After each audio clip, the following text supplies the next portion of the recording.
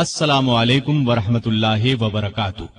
خلفائے راشدین کا چوتھا حصہ خلیفہ راشد سیدنا علی المرتضی رضی اللہ عنہ پیش خدمت ہے۔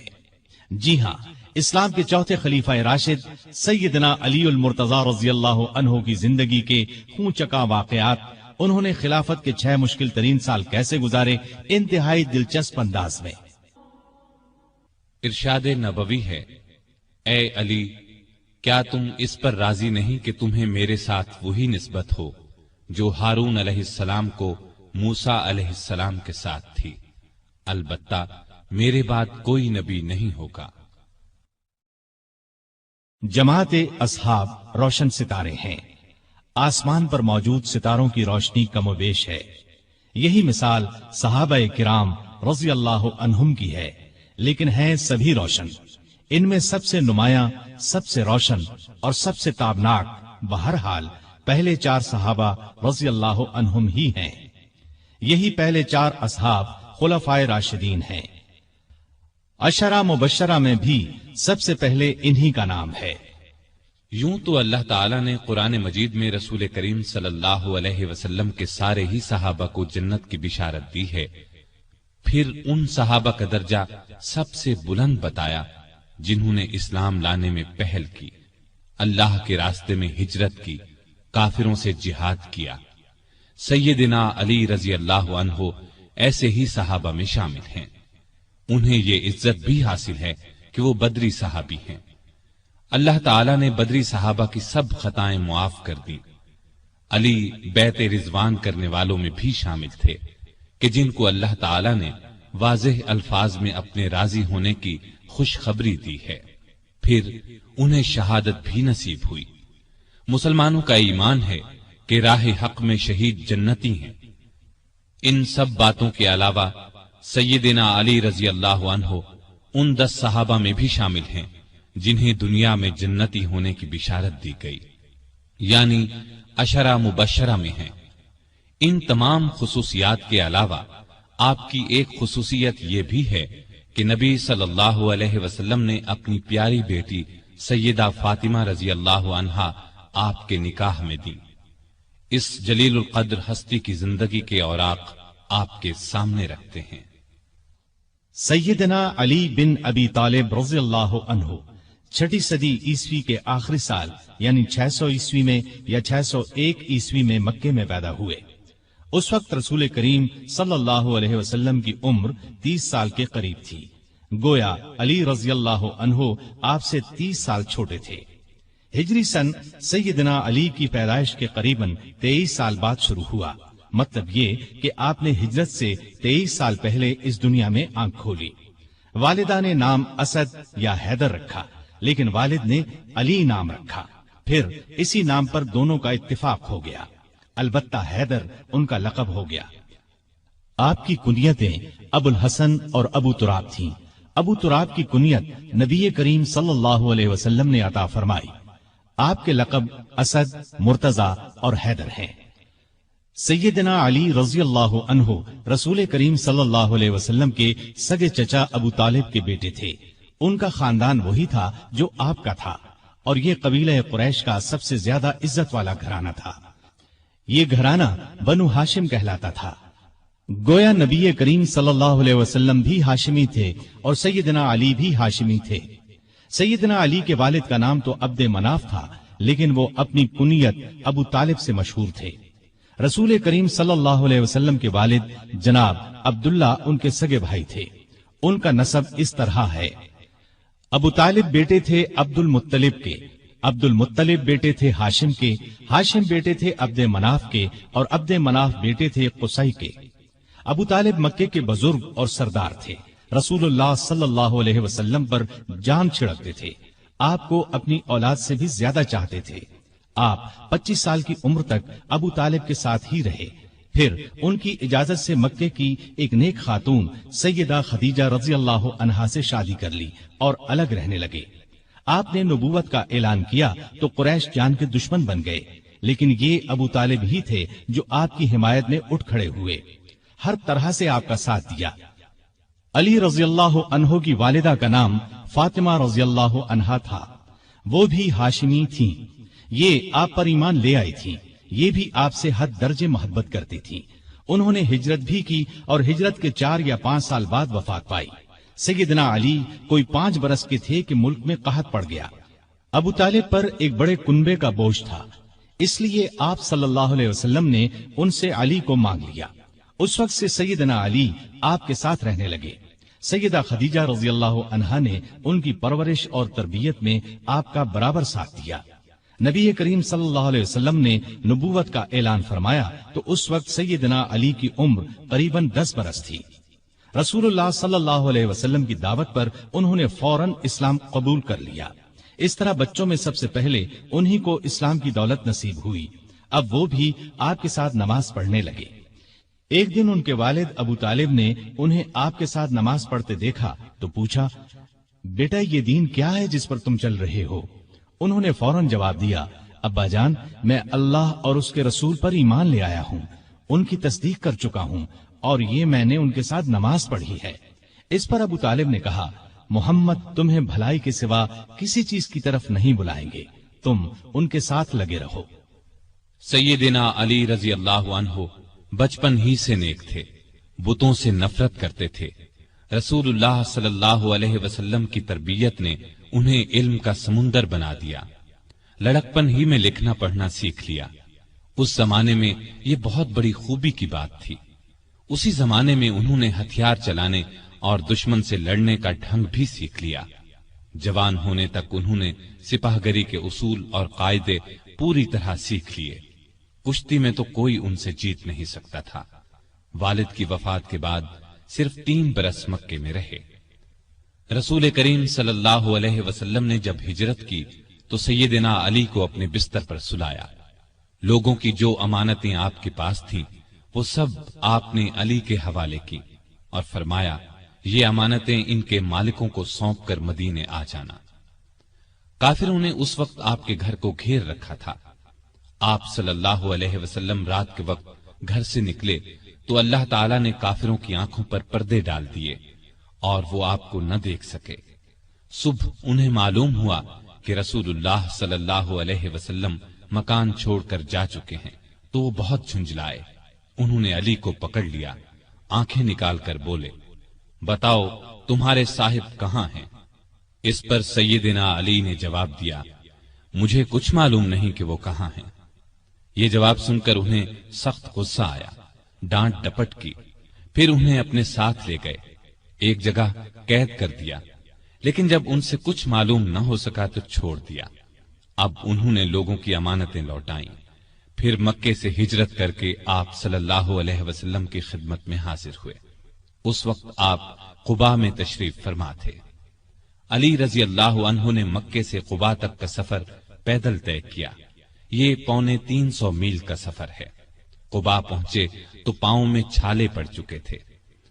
پھر آپ رضی اللہ عنہ نبی صلی اللہ علیہ وسلم کے ساتھ مدینے آ گئے۔ ہجرت کے بعد سیدنا علی رضی اللہ عنہ نے 35 برس سے کچھ زیادہ مدت مدینے میں گزاری۔ یہ ان کی مدنی زندگی کہلائی۔ ہجرت سے کچھ عرصہ بعد نبی صلی اللہ علیہ وسلم نے مسجد نبوی کی تعمیر فرمائی۔ اس تعمیر میں رسول اللہ صلی اللہ علیہ وسلم اور دوسرے صحابہ نے بھی حصہ لیا۔ وہ اینٹیں اور گارا ڈھوتے وقت اشعار پڑھتے جن کا مطلب ہے، جو مسجد تعمیر کرتا ہے کھڑے ہو کر اور بیٹھ کر مشقت برداشت کرتا ہے، اور جو گرد و غبار اور مٹی سے بچنے کے لیے اس سے جی چراتا ہے، وہ دونوں برابر نہیں ہو سکتے۔ مسجد کے ساتھ رسول اللہ صلی اللہ علیہ وسلم کے رہنے کے لیے چند حجرے بھی تعمیر ہوئے۔ سیدنا علی رضی اللہ عنہ بھی یہیں آ گئے۔ ہجرت کے بعد آپ نے بھائی چارہ کرایا تو علی کو اپنا بھائی بنایا۔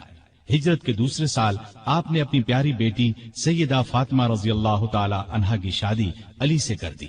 اس وقت سیدنا علی کے پاس ایک زرہ اور ایک گھوڑے کے سوا کچھ نہیں تھا۔ انہوں نے یہ زرہ سیدنا عثمان کے ہاتھ 480 درہم میں فروخت کر دی۔ سیدنا عثمان رضی اللہ عنہ نے یہ رقم انہیں دے دی اور زرہ بھی یہ کہہ کر لوٹا دی کہ یہ میری طرف سے تحفہ ہے۔ اس رقم سے انہوں نے شادی کا سامان خریدا اور گھر کی ضرورت کے لیے بھی رقم بچائی۔ नबी करीम सल्लल्लाहु अलैहि वसल्लम ने सहाबा को जमा फरमाया, उनके सामने निकाह पढ़ाया। रुखसती चंद माह बाद हुई। ज़रा की कीमत में से जो रकम बची थी उससे सैयदना अली ने वलीमे की दावत का इंतजाम किया। इस दावत में खजूरें, जौ की रोटी, पनीर और एक खास किस्म का शोरबा था। नबी करीम सल्लल्लाहु अलैहि वसल्लम ने रुखसती के वक्त अपनी बेटी को ये चीजें दी: एक चारपाई, एक बिस्तर, चमड़े का एक तकिया जिसमें खजूर की छाल भरी हुई थी, पानी का एक मशकीजा, मट्टी के 2 घड़े, अनाज पीसने की एक चक्की, मट्टी का एक प्याला और 2 चादरें। सैयदा फातिमा जब अपने खावंद के साथ उनके घर चली गईं, तो नबी करीम सल्लल्लाहु अलैहि वसल्लम वहां तशरीफ लाए। पहले दरवाजे पर खड़े होकर इजाजत मांगी, फिर अंदर दाखिल हुए। एक बर्तन में पानी मंगवाया, दोनों हाथ उस पानी में डाले, हाथों से पानी उन दोनों पर छिड़का, फिर फरमाया, ए फातिमा, मैंने तुम्हारी शादी अपने खानदान के बेहतरीन शख्स से की है। उसी साल रमजान 2 हिजरी में बद्र की लड़ाई पेश आई। शादी के बाद सैयदना अली रजी अल्लाह अन्हु सैयदा फातिमा रजी अल्लाह अन्हा का बहुत ख्याल रखते थे। वो भी उनकी बहुत इज्जत करती थी। दोनों ने घर के काम आपस में बांट लिए थे। एक रोज आप सल्लल्लाहु अलैहि वसल्लम उनके घर तशरीफ लाए तो अली घर में नहीं थे। सैयदा फातिमा से पूछा तो उन्होंने फरमाया कि मेरा उनसे कुछ झगड़ा हो गया था, गुस्से में घर से बाहर चले गए हैं। आपने उनके बारे में पता कराया तो वो मस्जिद में सो रहे थे। आप मस्जिद में तशरीफ ले गए, वो वाकई वहां सो रहे थे। चादर पहलू से सरक गई थी और मट्टी उनके जिस्म से लग गई थी। आप मट्टी पूंछने लगे और फरमाया, अबू तुराब उठो, अबू तुराब उठो। उस रोज से आपका लक़ब अबू तुराब मशहूर हो गया। तुराब मट्टी को कहते हैं, यानी मट्टी वाला। कोई उन्हें अबू तुराब कहता तो बहुत खुश होते। उन्हें दुनिया के सामान और मालो दौलत से बिल्कुल प्यार नहीं था। उनकी जिंदगी फकीराना थी। मेहनत मजदूरी करके रोजी कमाते थे, रूखी सूखी खाकर गुजारा करते थे। लड़ाई के मैदान में जाते तो फरमाया करते थे, लड़ाई के मैदान में मुझे परवाह नहीं होती कि मौत मेरी तरफ आ रही है या मैं मौत की तरफ बढ़ रहा हूँ। इसी दिलेरी की वजह से आप रजी अल्लाह अन्हु असदुल्लाह के लक़ब से मशहूर हुए। बद्र की लड़ाई में सैयदना अली भी शरीक हुए। उनके हाथ में एक झंडा था। दोनों लश्कर आमने सामने हुए तो काफिरों के लश्कर से उतबा, शैबा और वलीद मैदान में निकले और मुसलमानों को मुकाबले के लिए ललकारा। मुसलमानों की तरफ से भी 3 अंसारी जवान औफ, मुअव्विज और अब्दुल्ला बिन रवाहा रजी अल्लाह अन्हुम मैदान में आ गए। लेकिन इन तीनों को देखकर काफिरों ने उनसे लड़ना अपनी शान के खिलाफ समझा। उतबा ने पुकार कर कहा, ए मुहम्मद, ये लोग हमारे जोड़ के नहीं हैं, हमारी कौम के लोगों को हमारे मुकाबले पर भेजो। इस पर रसूलुल्लाह सल्लल्लाहु अलैहि वसल्लम ने सैयदना अली, सैयदना हमजा और सैयदना उबैदा बिन हारिस रजी अल्लाह अन्हुम को हुक्म दिया कि आगे बढ़कर उनका मुकाबला करें। तीनों बहादुर फौरन आगे बढ़े। उस वक्त सैयदना अली रजी अल्लाह अन्हु ने सर पर सफेद सूफ का तुर्रा लगा रखा था। उनका सामना वलीद से हुआ। सैयदना हमजा का उतबा से और सैयदना उबैदा का शैबा से हुआ। वलीद और उतबा दोनों सैयदना अली और सैयदना हमजा के हाथों मारे गए, लेकिन उबैदा शैबा के हाथों जख्मी हुए। अली शैबा पर झपटे और एक ही वार में उसका काम तमाम कर दिया। जख्मी उबैदा को मैदान से उठा लाए। इसके बाद आम लड़ाई शुरू हुई। सैयदना अली इस कदर पुरजोश अंदाज में लड़े कि जिस तरफ निकल गए काफिरों की सफ़ें काट कर रख दी। दूसरे मुसलमान भी बहुत बहादुरी से लड़े और काफिरों को शिकस्त दी। उनके बड़े बड़े सरदार इस लड़ाई में मारे गए, यहां तक कि अबू जहल भी जहन्नम रसीद हुआ। अगले साल उहुद की लड़ाई हुई। इस लड़ाई की इब्तिदा में काफिरों की तरफ से तलहा बिन अबी तलहा मैदान में निकला और पुकारा, कोई है जो मेरे मुकाबले में आए। ये सुनकर सैयदना अली दौड़कर उसके मुकाबले में आ गए और एक ही वार में उसे ढेर कर दिया। फिर तलहा का एक भाई अबू सईद निकला। सैयदना अली ही ने उस पर भी तलवार का एक वार किया। वो जमीन पर गिर पड़ा और साद बिन अबी वकास के हाथों मारा गया। फिर काफिरों के लश्कर से उनका सबसे बड़ा बहादुर अरतात निकला। اسے اپنی طاقت پر بڑا گھمنڈ تھا۔ اس نے للکار کر کہا، کوئی ہے جو میرے مقابلے میں آئے؟ علی آگے بڑھے اور دیکھتے ہی دیکھتے اس کا کام تمام کر دیا۔ پھر جب عام لڑائی شروع ہوئی تو سیدنا علی اور سیدنا حمزہ کافروں کی صفوں میں دور تک گھس گئے اور اس قدر تیزی سے لڑے کہ کافروں کے پاؤں اکھڑ گئے۔ پھر درے پر موجود دستے کی اپنی جگہ سے ہٹ جانے پر جب اس طرف سے کافر مسلمانوں پر حملہ آور ہوئے اور مسلمانوں کے پاؤں اکھڑ گئے تو چند بہادر نبی صلی اللہ علیہ وسلم کے ساتھ میدان میں جم کر کھڑے رہے۔ ان میں سیدنا علی رضی اللہ عنہ بھی تھے۔ کافروں نے آپ پر تیروں کی بجھاڑ کر دی، بار بار آپ پر حملہ کیا، لیکن ان صحابہ نے انہیں ہر بار پیچھے ہٹا دیا۔ آخر مسلمان پھر سے جمع ہوئے اور کافروں کو مار بھگایا۔ اس لڑائی میں آپ صلی اللہ علیہ وسلم کے چچا سیدنا حمزہ بھی شہید ہوئے۔ اس روز سیدنا علی رضی اللہ عنہ کے ہاتھوں کئی کافر مارے گئے۔ اس مہم کے شروع ہونے سے آخر تک سیدنا علی رضی اللہ عنہ آپ صلی اللہ علیہ وسلم کے ساتھ رہے۔ غزوہ خندق میں عرب کے نامی بہادر عبد ود نے جب خندق پار کر لی تو سیدنا علی رضی اللہ عنہ اس کے مقابلے میں آئے۔ وہ بہت بہادر سمجھا جاتا تھا۔ اس کے بارے میں خیال کیا جاتا تھا کہ وہ 1000 سواروں کے برابر ہے۔ اس لیے آپ صلی اللہ علیہ وسلم نے علی رضی اللہ عنہ سے فرمایا، علی تم بیٹھ جاؤ، اور فرمایا یہ عبد ود ہے۔ اس نے پھر للکارا، سیدنا علی پھر اٹھ کر آگے بڑھے۔ آپ نے اس بار بھی بٹھا دیا۔ تیسری بار پھر اس نے مسلمانوں کو للکارا۔ اس بار سیدنا علی رضی اللہ عنہ نے عرض کیا، اے اللہ کے رسول صلی اللہ علیہ وسلم، میں جانتا ہوں یہ عبد ود ہے، آپ مجھے اس سے مقابلے کی اجازت دیں۔ اب آپ صلی اللہ علیہ وسلم نے اجازت دے دی۔ اپنی تلوار حضرت علی رضی اللہ عنہ کو عنایت فرمائی، اپنے پاک ہاتھوں سے ان کے سر پر پگڑی باندھی۔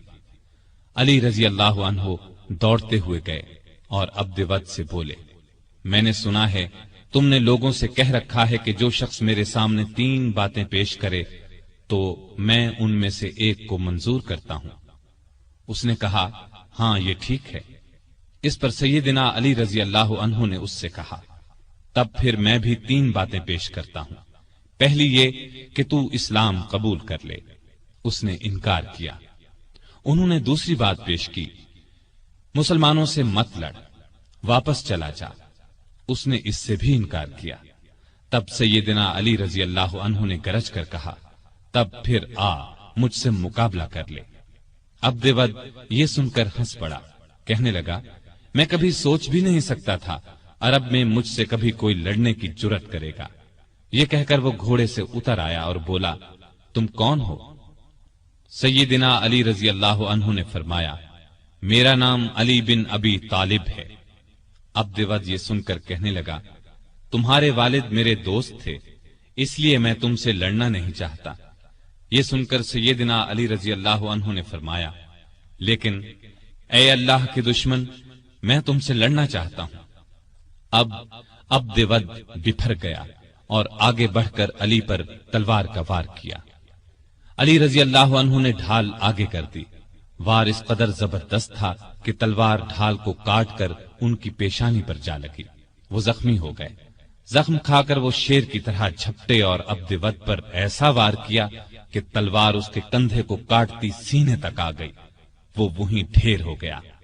اس کے گرتے ہی سیدنا علی رضی اللہ عنہ نے زور سے نعرہ تکبیر بلند کیا۔ اب عبد ود کے کچھ ساتھی آگے بڑھے، لیکن وہ بھی اللہ کے شیر کے آگے نہ ٹھہر سکے، بھاگ نکلے۔ ان میں سے ایک نوفل بن عبداللہ خندق میں گرا۔ علی رضی اللہ عنہ نے اسے خندق میں اتر کر تلوار سے قتل کیا۔ رسول اللہ صلی اللہ علیہ وسلم نے بنو قریظہ کی طرف کوچ کا ارادہ کیا تو سیدنا علی رضی اللہ عنہ کو فوج کا جھنڈا دے کر آگے روانہ فرمایا۔ پھر آپ 3000 مجاہدین کے ساتھ روانہ ہوئے۔ لڑائی سے پہلے ہی بنو قریظہ ہمت ہار گئے اور ہتھیار ڈال دیے۔ مدینے سے 60 کلومیٹر دور فدق نامی یہودیوں کی بستی تھی۔ یہ یہودی خیبر کے یہودیوں کو مسلمانوں کے مقابلے پر اکسا رہے تھے۔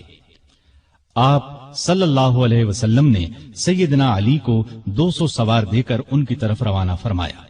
مسلمانوں نے ان لوگوں کو شکست دی، وہ بھاگ نکلے۔ مسلمانوں کے ہاتھ 500 اونٹ اور 2000 بکریاں لگی، وہ ان کو ہانک کر مدینے لے آئے۔ بیعت رضوان میں بھی سیدنا علی ساتھ تھے۔ صلح نامہ لکھنے کا کام ان کے سپرد ہوا۔ انہوں نے شروع میں بسم اللہ الرحمن الرحیم لکھا تو قریش کے نمائندے نے اس پر اعتراض کیا اور کہا ہم رحمان کو نہیں مانتے، لہذا یہ لکھا جائے بسمک اللہم۔ رسول کریم صلی اللہ علیہ وسلم کی ہدایت پر سیدنا علی نے یہی لکھ دیا۔ اب آپ نے ان سے فرمایا لکھو، یہ وہ شرطیں ہیں جو محمد رسول اللہ صلی اللہ علیہ وسلم نے قریش سے طے کی ہیں۔ سیدنا علی نے الفاظ لکھے تو قریشی نمائندے سہیل بن عمرو نے کہا جب ہم آپ کو اللہ کا رسول نہیں مانتے تو پھر صلح نامے میں یہ کیوں لکھا جائے، لہٰذا آپ محمد بن عبداللہ لکھوائیے۔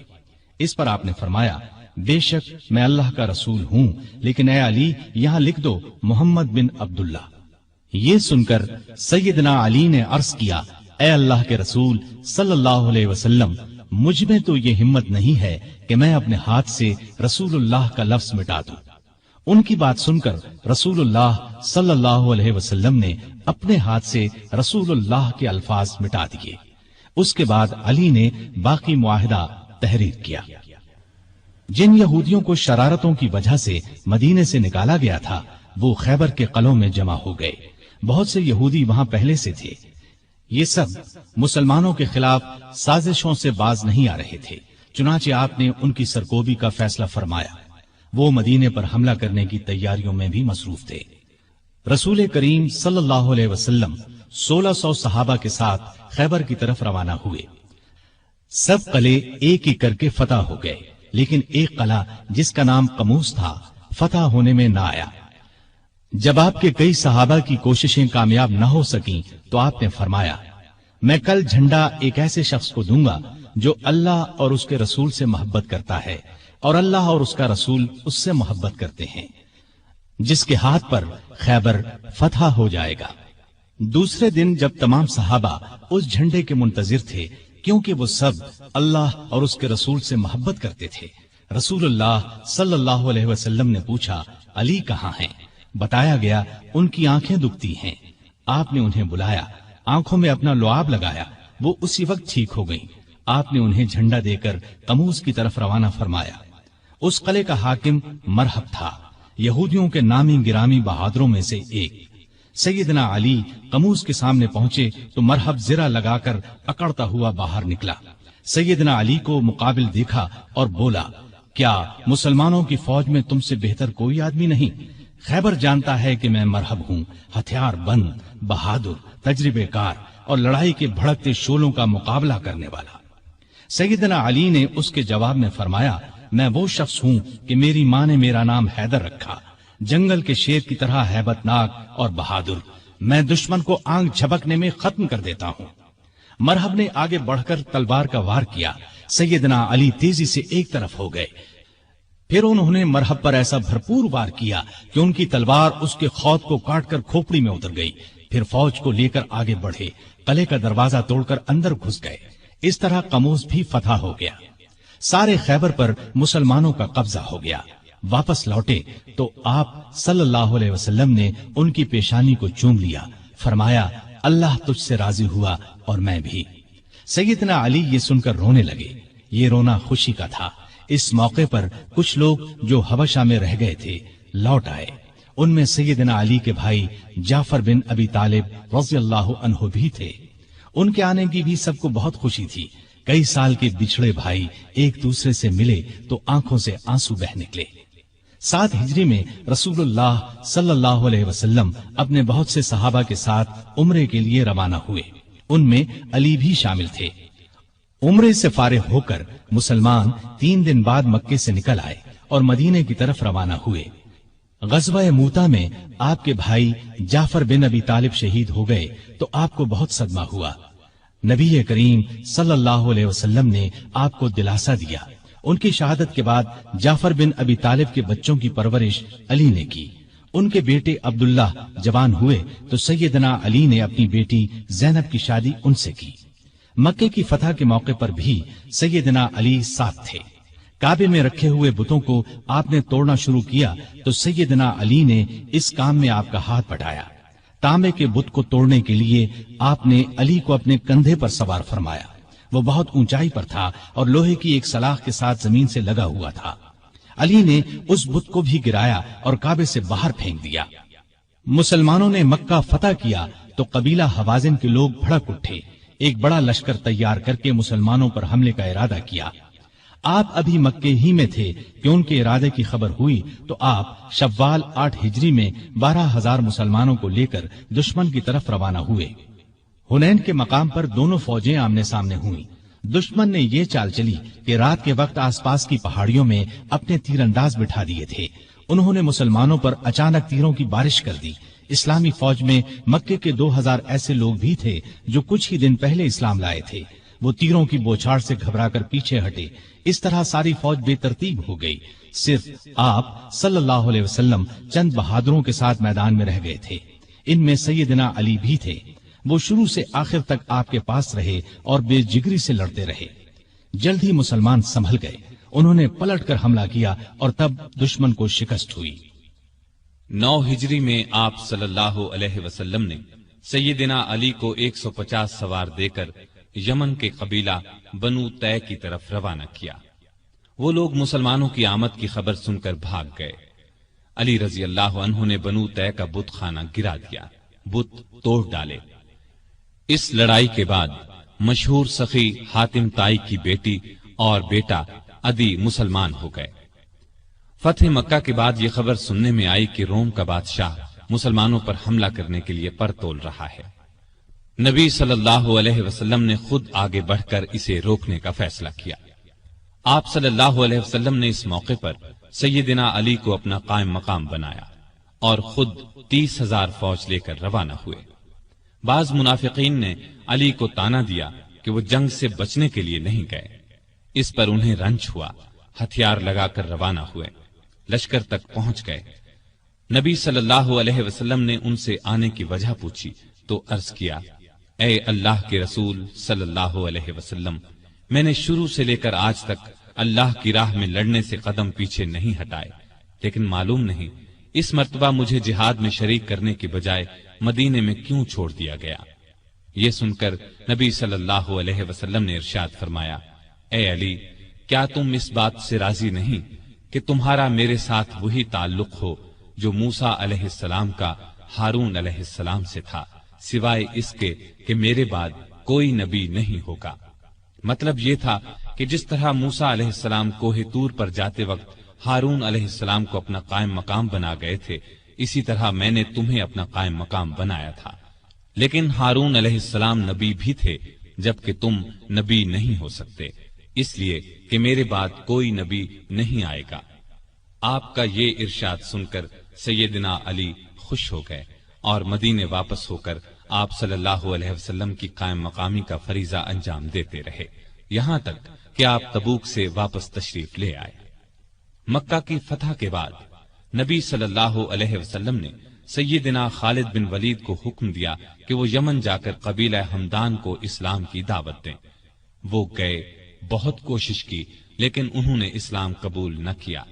اب آپ صلی اللہ علیہ وسلم نے سیدنا علی کو بھیجا۔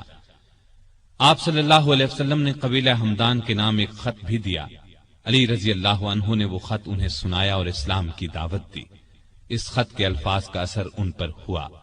پھر سیدنا علی نے جو ان کے سامنے واز کیا وہ بھی بہت اثر انگیز تھا، چنانچہ ان لوگوں نے اسلام قبول کر لیا۔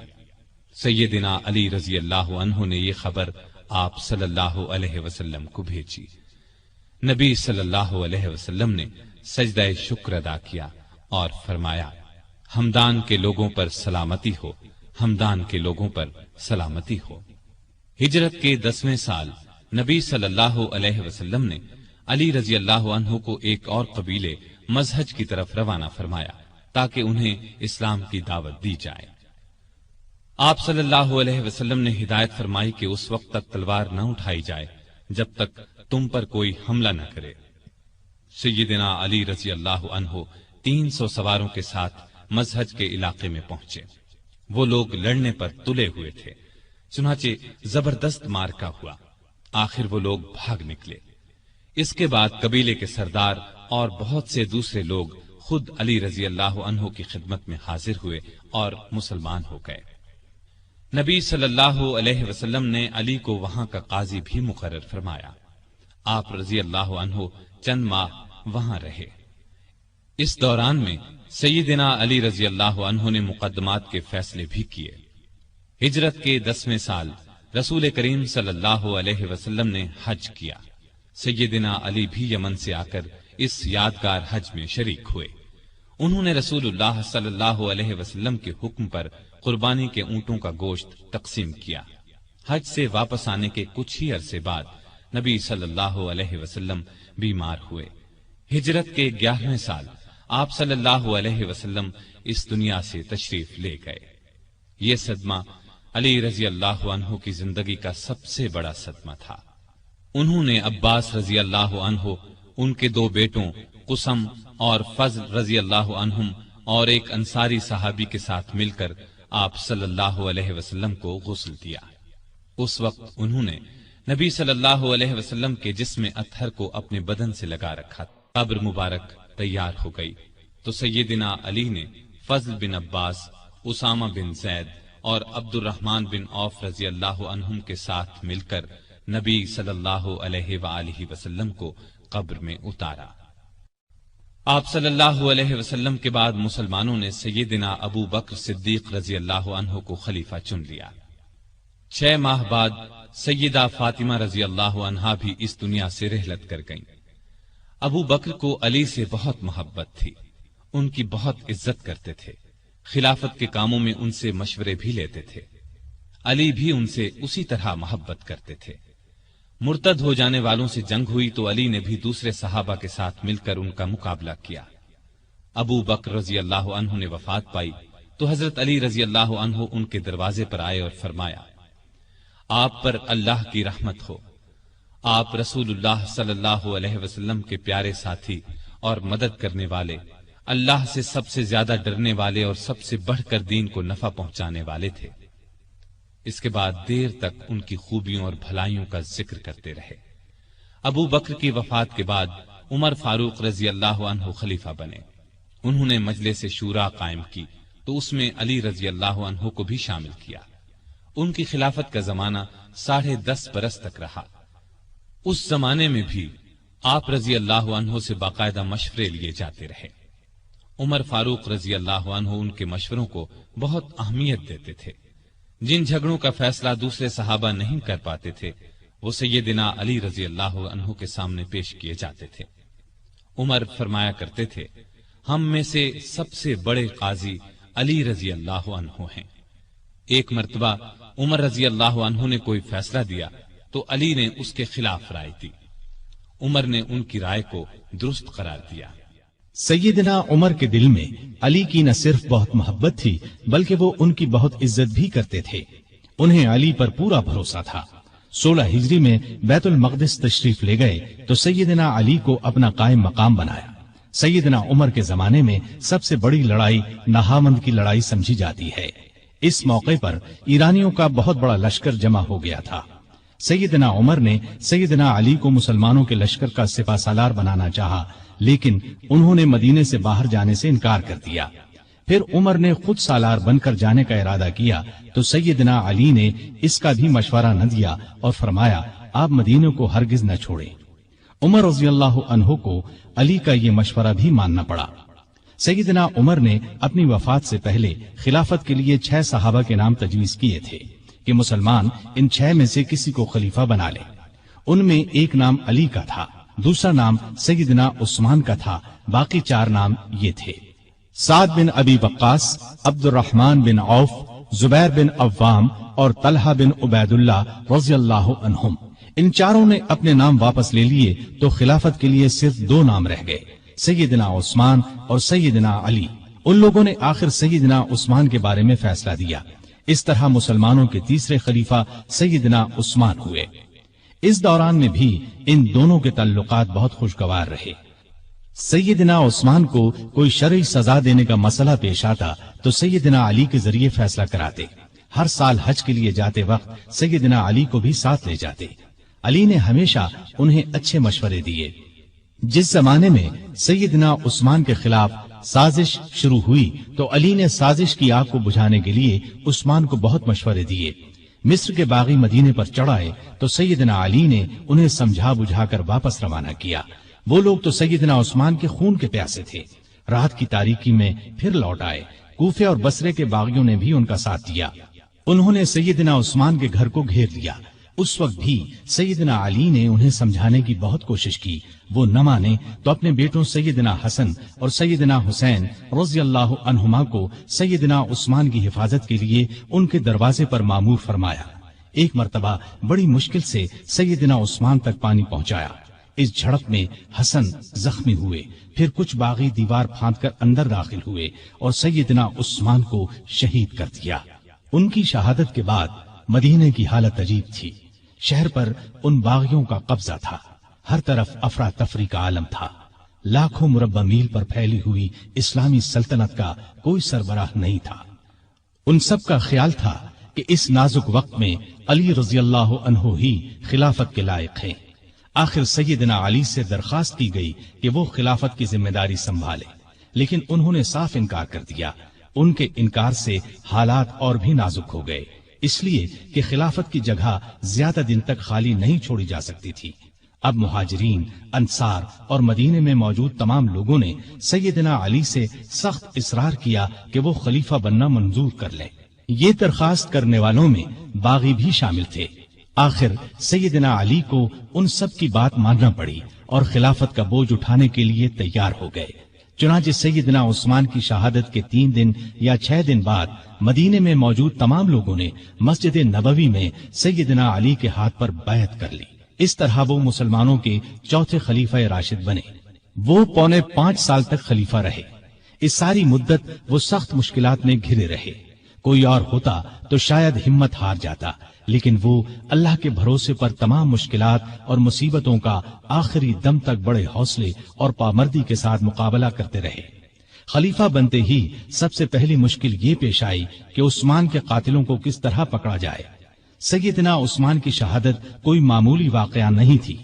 جو ہی سیدنا عثمان کی شہادت کی خبر چاروں طرف پھیلی، لاکھوں مسلمان غم اور غصے سے تڑپ اٹھے۔ ہر طرف سے بس یہی آواز بلند ہونے لگی، عثمان کے خون کا بدلہ لیا جائے، ان کے قاتلوں کو پکڑ کر سخت سزا دی جائے۔ سیدنا علی رضی اللہ عنہ بھی قاتلوں کو پکڑنا چاہتے تھے، لیکن مشکل یہ تھی کہ جو لوگ سیدنا عثمان رضی اللہ عنہ کے مکان کو گھیرنے میں شریک تھے، ان کی تعداد ہزاروں میں تھی۔ ان میں سے قاتلوں کو تلاش کرنا آسان کام نہ تھا۔ کسی خاص شخص کے خلاف موقع کا کوئی گواہ موجود نہ تھا۔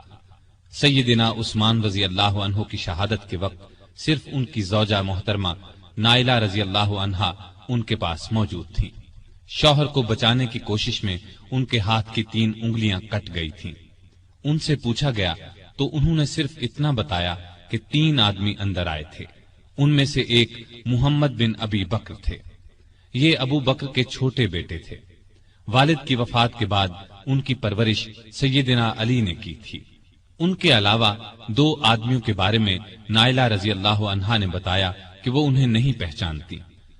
علی رضی اللہ عنہ نے محمد بن ابی بکر کو پکڑ کر پوچھا تو انہوں نے کہا، میں مکان میں داخل ضرور ہوا تھا، لیکن جب عثمان رضی اللہ عنہ نے مجھ سے فرمایا کہ بھتیجے تمہارے والد زندہ ہوتے تو انہیں تمہاری یہ حرکت پسند نہ آتی، تو میں شرمندہ ہو کر پیچھے ہٹ گیا اور باہر نکل گیا۔ نائلہ رضی اللہ عنہا نے بھی محمد بن ابی بکر کی بات کی تصدیق کی۔ غرض اس طرح اصل قاتلوں کا پتہ نہ چل سکا اور سیدنا علی رضی اللہ عنہ کوئی کاروائی نہ کر سکے۔ بہت سے لوگ اس موقع پر اس شک میں مبتلا ہو گئے کہ سیدنا علی رضی اللہ عنہ جان بوجھ کر قاتلوں کو نہیں پکڑ رہے۔ اس شک کی ایک وجہ یہ تھی کہ سارے باغی علی رضی اللہ عنہ کی بیعت کر چکے تھے اور بہت سے تو ان کی فوج میں شامل ہو گئے تھے۔ اس وقت کے حالات یہ اجازت نہیں دیتے تھے کہ ان سب کو چن چن کر فوج سے نکال دیا جائے۔ اسلام کا قانون بھی یہ اجازت نہیں دیتا کہ گواہی کے بغیر کسی کو قاتل ٹھہرایا جائے۔ تاہم اکثر لوگ سیدنا علی کی مشکلات سے پوری طرح آگاہ تھے۔ علی سے یہ بات ثابت ہے کہ قسم اٹھا کر فرماتے تھے کہ میں عثمان کی شہادت سے بالکل بری ہوں۔ اس زمانے میں آپ نے یہ قدم اٹھایا کہ سیدنا عثمان کے گورنروں کو ہٹا کر ان سب کی جگہ نئے گورنر مقرر فرمائے۔ نئے گورنر اپنے اپنے صوبے اور علاقے میں پہنچ گئے۔ پرانے گورنروں نے ان کے لیے جگہ چھوڑ دی۔ امیر معاویہ رضی اللہ عنہ نے گورنری سے دستبردار ہونے سے انکار کر دیا۔ ان کی جگہ سیدنا علی نے سہل بن حنیف کو شام کا گورنر مقرر فرمایا تھا۔ یہ جب شام کی سرحد پر پہنچے تو امیر معاویہ رضی اللہ عنہ کی فوج نے انہیں واپس جانے پر مجبور کر دیا، اور سیدنا معاویہ نے ان کے ذریعے سیدنا علی رضی اللہ عنہ کو یہ پیغام پہنچایا: جب تک عثمان کے قاتلوں کو نہیں پکڑا جائے گا وہ گورنری سے دستبردار نہیں ہوں گے۔ گویا سیدنا علی کے راستے میں سب سے پہلی یہ رکاوٹ پیش آئی۔ ابھی وہ اس کی طرف پوری طرح توجہ نہیں دے سکے تھے کہ ایک اور مشکل پیش آ گئی۔ سیدنا عثمان کی شہادت سے پہلے امت کی ماں سیدہ عائشہ رضی اللہ عنہا حج کے لیے مکہ گئی تھی۔ حج کے بعد مکے سے واپس آ رہی تھی کہ راستے میں ان کے ایک قریبی رشتہ دار ملے۔ انہوں نے بتایا کہ سیدنا عثمان شہید کر دیے گئے ہیں اور لوگوں نے سیدنا علی کے ہاتھ پر بیعت کر لی ہے، لیکن مدینے میں ابھی تک فتنہ اور فساد پھیلا ہوا ہے۔ یہ خبر سن کر وہ مکے کی طرف واپس پلٹ گئیں۔ اتنے میں مدینے سے سیدنا طلحہ اور سیدنا زبیر بھی ان کے پاس پہنچ گئے۔ یہ دونوں بہت اونچے مرتبے کے بزرگ تھے، عشرہ مبشرہ میں سے تھے۔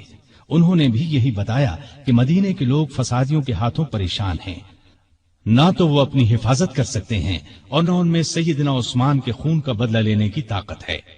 مکے کے لوگوں نے ام المومنین عائشہ رضی اللہ عنہا سے واپسی کا سبب پوچھا تو انہوں نے فرمایا: عثمان مظلوم شہید کر دیے گئے اور فتنہ دبتا ہوا نظر نہیں آتا ہے، اس لیے تم فتنے کو دور کرنے اور شہید خلیفہ کے قاتلوں سے بدلہ لینے کے لیے تیار ہو جاؤ۔ اسی طرح اسلام کی عزت بچائی جا سکتی ہے۔ اس پر ہزارہا مسلمان سیدہ عائشہ، زبیر اور طلحہ کے ساتھ ہو لیے۔ اس لشکر نے بصرہ پہنچ کر اس پر قبضہ کر لیا۔ جب سیدنا علی کو خبر ملی تو وہ بھی اپنا لشکر لے کر بصرہ کے قریب پہنچ گئے اور صلح کی کوشش شروع کر دی۔ دوسری طرف سیدہ عائشہ نے اپنے آنے کی وجہ بیان فرمائی، علی نے اپنی مجبوری اور مشکلات بیان فرمائی۔ دونوں نے ایک دوسرے کی بات کو اچھی طرح سمجھ لیا اور قریب تھا کہ صلح ہو جاتی، لیکن بدقسمتی سے دونوں طرف کی فوجوں میں کچھ بدنیت منافق لوگ شامل تھے۔ انہیں اپنا فائدہ اس میں نظر آ رہا تھا کہ صلح نہ ہو، لہٰذا انہوں نے رات ہی کو جنگ چھیڑ دی۔ علی یہ سمجھے کہ عائشہ نے جنگ شروع کر دی، عائشہ یہ سمجھی کہ علی نے جنگ شروع کر دی ہے۔ اس طرح دونوں فوجوں میں جنگ شروع ہو گئی۔ دونوں فوجوں میں سخت لڑائی ہوئی۔ اس میں آخر کار سیدنا علی کو فتح ہوئی۔ فتح کے بعد علی نے ان کے بھائی محمد بن ابی بکر کو ان کا حال معلوم کرنے کے لیے بھیجا اور عام اعلان کرا دیا کہ بھاگنے والوں کا پیچھا نہ کیا جائے، لوٹ مار نہ کی جائے، زخمیوں پر گھوڑے نہ دوڑائے جائیں، جو ہتھیار پھینک دیں انہیں کوئی تکلیف نہ پہنچائی جائے۔ پھر انہوں نے خود سیدہ عائشہ کے پاس جا کر پوچھا: اے مومنوں کی ماں، آپ کا مزاج کیسا ہے؟ انہوں نے فرمایا: ٹھیک ہوں۔ اس کے بعد سیدنا علی نے انہیں چند دن بصرہ میں آرام اور آسائش کے ساتھ ٹھہرایا۔ پھر محمد بن ابی بکر کی نگرانی میں انہیں 40 شریف اور معزز خواتین کے ساتھ مکے کی طرف روانہ کیا۔ اس وقت عائشہ نے فرمایا: میرے بچوں، یہ لڑائی غلط فہمی کا نتیجہ تھی۔ علی سے نہ پہلے میرا کوئی جھگڑا تھا نہ اب ہے۔ سیدنا علی نے جواب میں فرمایا: آپ سچ فرماتی ہیں، آپ ہم سب کی ماں ہیں، آپ کی عزت کرنا ہم پر واجب ہے۔ پھر وہ مکے آ گئی۔ اس لڑائی میں عائشہ اونٹ پر سوار تھی، اس لیے اس لڑائی کو جنگ جمل کہا جاتا ہے۔ یہ لڑائی جمادی الاخر 36 ہجری میں پیش آئی۔ اس جنگ کے بعد عائشہ رضی اللہ عنہا ہمیشہ پشیمان رہی اور یاد کر کے روتی تھی۔ جمل کی لڑائی کے بعد سیدنا علی رضی اللہ عنہ نے چند دن بصرہ میں قیام کیا۔ پھر 12 رجب 36 ہجری میں کوفہ چلے آئے اور اس شہر کو حکومت کا صدر مقام یا دارالخلافہ قرار دیا۔ دارالخلافہ پہلے مدینہ تھا۔ یہ فیصلہ انہوں نے اس لیے کیا کہ مدینے کو فساد اور جھگڑوں سے بچایا جا سکے۔ اب انہوں نے پھر شام کی طرف توجہ دی۔ جریر بن عبداللہ کے ہاتھ ایک خط امیر معاویہ کو بھیجا۔ اس میں لکھا کہ تم بھی مہاجرین اور انصار کی طرح میری بیعت کرو۔ اس کے بعد قاعدے کے مطابق شہادت عثمان کا مقدمہ پیش کرو۔ میں اللہ کی کتاب اور رسول اللہ صلی اللہ علیہ وسلم کی سنت کے مطابق فیصلہ کروں گا۔ امیر معاویہ نے اس خط کے جواب میں لکھا کہ آپ عثمان کے قاتلوں کو ہمارے حوالے کر دیں تو میں اور شام کے دوسرے تمام لوگ خوشی سے آپ کی بیعت کریں گے۔ اس طرح کچھ مدت تک خط و کتابت کا سلسلہ چلتا رہا، لیکن صلح کی کوئی صورت نہ بن سکی۔ ادھر شام کے صدر مقام دمشق کی جامع مسجد میں سیدنا عثمان کے خون آلود کپڑے اور نائلہ رضی اللہ عنہا کی کٹی ہوئی انگلیاں رکھ دی گئیں۔ ان کو دیکھ دیکھ کر لوگ زار و قطار روتے تھے، قاتلوں سے بدلہ لینے کا عہد کرتے تھے۔ جب علی کو یقین ہو گیا کہ امیر معاویہ بیعت نہیں کریں گے تو انہوں نے جنگ کی تیاری کی اور قریباً 80,000 فوج لے کر شام کی طرف روانہ ہونے کا ارادہ کیا۔ دوسری طرف امیر معاویہ بھی ایک بڑے لشکر کے ساتھ مقابلے کے لیے آئے۔ دونوں فوجیں دریائے فرات کے قریب پہنچیں۔ شامی فوجوں نے گھاٹ پر قبضہ کر کے پانی پر پہرے بٹھا دیے، لیکن دوسرے دن سیدنا علی رضی اللہ عنہ کی فوج نے شامیوں پر حملہ کر کے انہیں پیچھے دھکیل دیا اور گھاٹ پر قبضہ کر کے سب کے لیے پانی عام کر دیا۔ اب دونوں فوجوں نے صفین کے مقام پر ایک دوسرے کے سامنے مورچے قائم کر لیے۔ یہ مقام شہر حلب کے جنوب مشرق اور شہر ہمس کے شمال مغرب میں دریائے فرات کے کنارے پر تھا۔ 3 مہینے 20 دن تک دونوں فوجیں آمنے سامنے پڑی رہیں۔ اس دوران میں دونوں فریق بات چیت کے ذریعے مسئلہ حل کرنے کی بھرپور کوشش کرتے رہے، لیکن افسوس کسی فیصلے پر نہ پہنچ سکے۔ چھوٹی چھوٹی جھڑپیں ہوتی رہیں۔ عام لڑائی محرم 37 ہجری تک شروع نہ ہو سکی۔ آخر سفر میں دونوں فوجوں میں جنگ شروع ہوئی۔ یہ جنگ کئی دن تک جاری رہی۔ دونوں طرف مسلمانوں کا خون بہتا رہا۔ منافق اور فسادی لوگ اس موقع سے خوب فائدہ اٹھاتے رہے۔ انہی لوگوں کی وجہ سے صلح کی کوششیں ناکام ہوتی رہیں۔ پھر ایک دن علی رضی اللہ عنہ کی فوج نے اتنا زبردست دباؤ ڈالا کہ شامی فوج کے پاؤں اکھڑنے لگے۔ اتنے میں شامی فوج کا ایک دستہ قرآن کو نیزوں پر اٹھا کر آگے بڑھا اور پکار کر کہا، یہ دیکھو ہمارے اور تمہارے درمیان اللہ کی کتاب ہے۔ علی رضی اللہ عنہ کی فوج نے قرآن دیکھ کر ہاتھ روک لیے۔ لڑائی بند ہو گئی۔ اس کے بعد پھر بات چیت شروع ہو گئی۔ آخر طے پایا کہ خلافت کا فیصلہ 2 ثالثوں کے سپرد کر دیا جائے۔ وہ آپس میں مل کر جو فیصلہ کریں گے ان کا فیصلہ سب کو قبول ہوگا۔ ایک ثالث سیدنا علی رضی اللہ عنہ مقرر کریں، دوسرا ثالث امیر معاویہ رضی اللہ عنہ مقرر کریں گے۔ چنانچہ سیدنا علی کی طرف سے ابو موسیٰ اشعری رضی اللہ عنہ مقرر ہوئے اور امیر معاویہ کی طرف سے عمرو بن عاص رضی اللہ عنہ۔ ان سے کہا گیا کہ وہ رمضان کے مہینے تک فیصلہ کر دیں۔ اس کے بعد سیدنا امیر معاویہ رضی اللہ عنہ اپنی فوج کے ساتھ دمشق چلے گئے۔ سیدنا علی کوفے کی طرف روانہ ہوئے۔ اس موقع پر ان کی فوج 2 حصوں میں بٹ گئی۔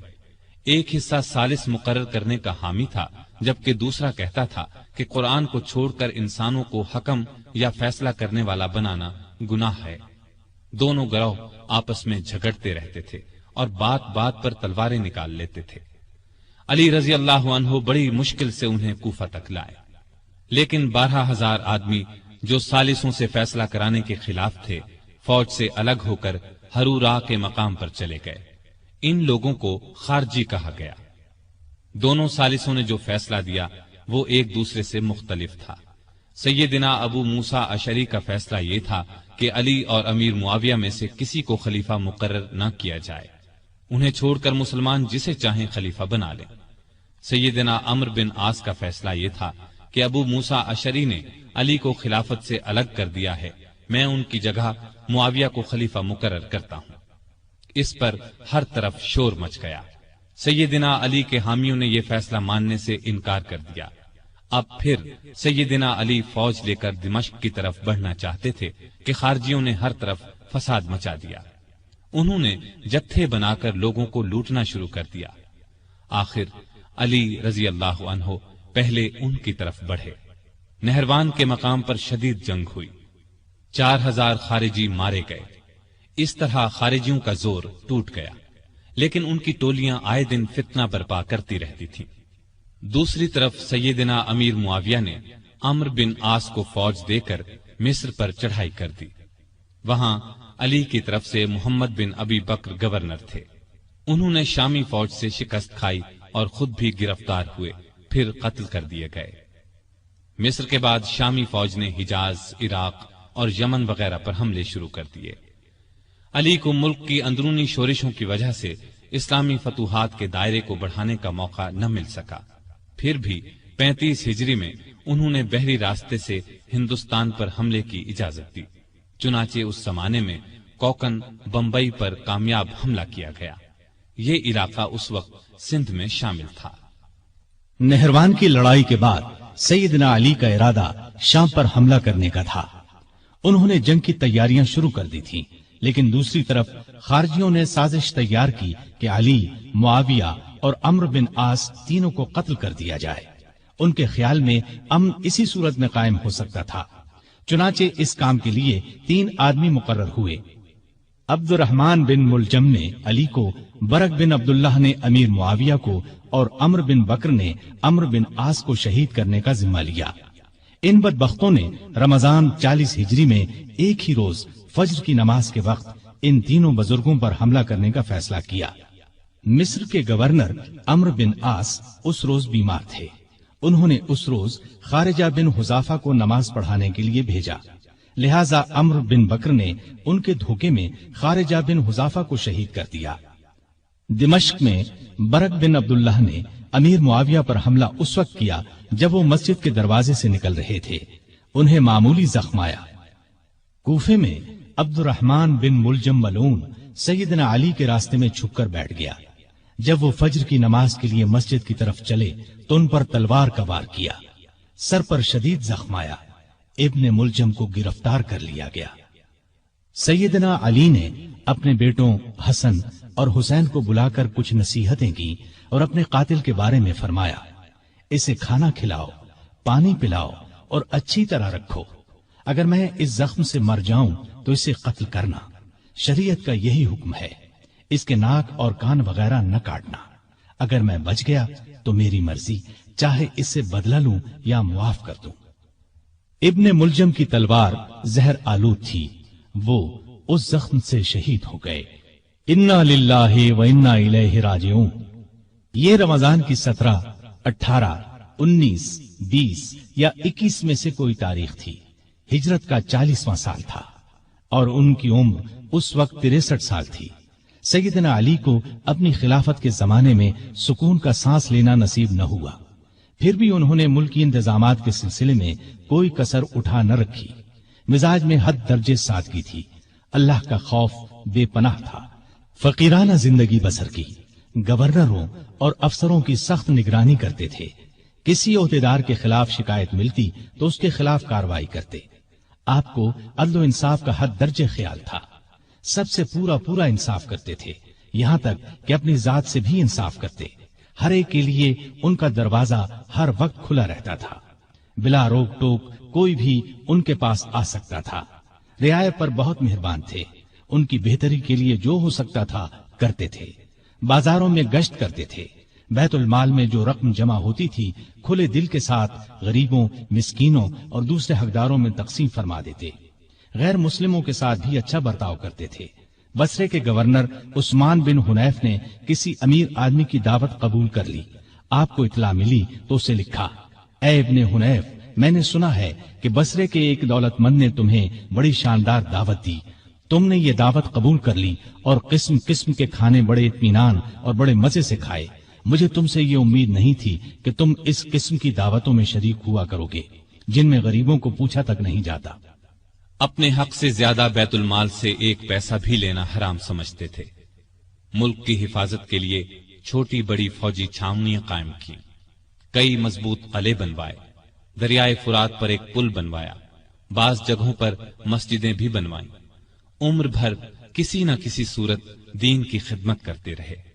کافروں کے خلاف تمام بڑی بڑی لڑائیوں میں رسول اللہ صلی اللہ علیہ وسلم کے ساتھ رہے، ہر لڑائی میں جان ہتھیلی پر رکھ کر لڑے، یمن کے ہزاروں لوگوں کو اپنی کوششوں سے مسلمان بنایا۔ ان کو ایک بار اطلاع ملی کہ کچھ لوگ ہیں جو انہیں معبود مانتے ہیں، آپ نے ان لوگوں کو پکڑوایا اور سخت سزا دی، البتہ جن لوگوں نے توبہ کی انہیں چھوڑ دیا۔ سیدنا علی رضی اللہ عنہ نے مثالی زندگی بسر کی، تمام زندگی معمولی سے مکان میں رہے، دروازے پر کوئی دربان نہیں ہوتا تھا، شان اور شوکت سے نفرت تھی، کپڑوں میں پیوند لگے ہوتے، پیوند خود ہی لگا لیتے، دکانداروں کو چیک کرتے تھے، اپنا وظیفہ اور دوسری آمدنی خیرات کر دیتے تھے۔ ایک دن اپنے خادم قمبر کو بازار لے گئے، اپنے لیے موٹا جھوٹا کپڑا خریدا، اس کے لیے قیمتی۔ اس نے کہا، میرے لیے ایسے کپڑے کی کیا ضرورت تھی؟ آپ نے فرمایا، بھئی تم جوان ہو، تمہارے لیے اچھا کپڑا ہونا چاہیے، میرا کیا ہے، بوڑھا ہوں، بازار سے سودا خود لاتے۔ زریر نامی شخص نے آپ کے دسترخوان پر سادہ کھانا دیکھ کر کہا، آپ کو پرندوں کا گوشت پسند نہیں؟ آپ نے فرمایا، خلیفہ کو مسلمانوں کے مال میں صرف 2 پیالوں کا حق ہے، ایک خود کھائے یا اپنے بچوں کو کھلائے، دوسرا اللہ کی مخلوق کے سامنے پیش کر دے۔ عید سے چند روز پہلے کسی نے آپ کے کپڑوں میں پیوند دیکھ کر کہا، امیر المومنین، آپ 2 درہم میں ایک نیا جوڑا کیوں نہیں خرید لیتے؟ آپ نے فرمایا، مجھے شرم آتی ہے کہ میں نئے کپڑے پہنوں اور کوفے میں ہزاروں آدمیوں نے پرانے کپڑے پہن رکھے ہوں۔ کہیں سے مال آتا تو تمام کا تمام تقسیم کر دیتے، اس میں سے اپنے لیے کوئی خاص چیز لیتے، نہ رشتہ داروں کو ان کے حصے سے زیادہ دیتے۔ ایک مرتبہ آپ کی زرہ گم ہو گئی، چند دن بعد وہ زرہ ایک یہودی کے پاس نظر آئی۔ آپ نے اس سے کہا، یہ زرہ میری ہے، تمہارے پاس کہاں سے آ گئی؟ اس نے کہا، نہیں، زرہ میری ہے۔ سیدنا علی رضی اللہ عنہ امیر المؤمنین تھے، چاہتے تو اس سے زبردستی لے سکتے تھے، لیکن انہوں نے ایسا نہیں کیا۔ معاملہ کوفے کے قاضی شریح کی عدالت میں لے گئے۔ قاضی صاحب نے آپ کا دعویٰ سنا، یہودی کا جواب سنا، پھر علی سے کہا، اپنے گواہ لائیے۔ انہوں نے فرمایا، میرا بیٹا حسن اور غلام قمبر اس بات کے گواہ ہیں کہ زرہ میری ہے، ان کی گواہی لے لیں۔ قاضی صاحب نے کہا، بیٹے کی باپ کے حق میں اور غلام کی آقا کے حق میں گواہی قبول نہیں کی جا سکتی۔ اس پر سیدنا علی نے فرمایا، عجیب بات ہے، آپ حسن کی گواہی قبول نہیں کرتے، کیا آپ کو معلوم نہیں ہے کہ رسول اللہ صلی اللہ علیہ وسلم نے حسن اور حسین کو جنت کے جوانوں کے سردار فرمایا ہے؟ قاضی صاحب نے کہا، مجھے یہ بات معلوم ہے، لیکن میں حسن کی گواہی نہیں لوں گا، اگر کسی کے رتبے کو دیکھ کر فیصلہ دینا ہوتا تو آپ کا یہ فرمانا ہی کافی تھا کہ زرہ میری ہے۔ یہ سن کر علی نے خوش ہو کر فرمایا، مجھے آپ کا فیصلہ منظور ہے، یہ زرہ یہودی کے پاس ہی رہے گی۔ ان کی بات سن کر یہودی پکار اٹھا۔ قاضی صاحب نے جو فیصلہ دیا اور علی نے جس طرح اس فیصلے کو مانا، اس سے مجھے یقین ہو گیا کہ آپ کا دین سچا ہے، یہ زرہ واقعی علی رضی اللہ عنہ کی ہے۔ اس کے ساتھ ہی وہ کلمہ پڑھ کر مسلمان ہو گیا۔ آپ درمیانے قد کے دوہرے بدن کے تھے، چہرہ بہت خوبصورت اور باروب رونق والا تھا۔ خیبر کی لڑائی کے موقع پر رسول اللہ صلی اللہ علیہ وسلم نے آپ کو دعا دی تھی، اے اللہ، علی سے گرمی سردی کا اثر دور کر دے۔ اس دعا کا یہ اثر تھا کہ آپ ہر موسم میں ہر طرح کا کپڑا پہن لیتے تھے، ضرورت کے وقت آپ محنت مزدوری کر لیتے تھے، آپ علم کا سمندر تھے، آپ کی علمی باتیں بہت مشہور اور حیرت انگیز ہیں۔ ایک عورت سیدنا علی رضی اللہ عنہ کی خدمت میں حاضر ہوئی، اس نے شکایت کی کہ میرا بھائی 600 دینار چھوڑ کر فوت ہوا ہے، جب یہ رقم وارثوں میں تقسیم کی گئی تو مجھے صرف 1 دینار